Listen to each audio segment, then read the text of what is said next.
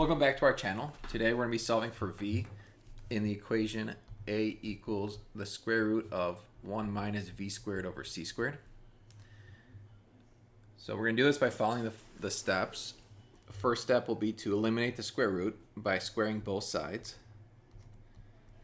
That gives us a squared equals 1 minus v squared over c squared.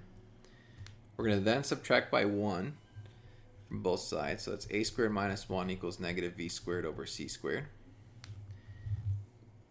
I want to end up solving for v, so I want to eliminate the negative by multiplying both sides by negative 1.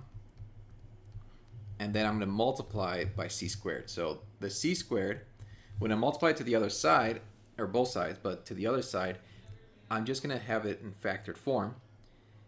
And negative a squared plus 1, I'm just going to rearrange it as 1 minus a squared. Because now I could take the square root of both sides. And square root of v squared is just v.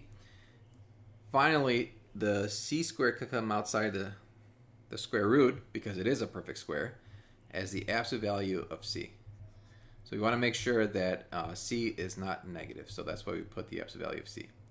And so this is what v is equal to. Thanks for watching.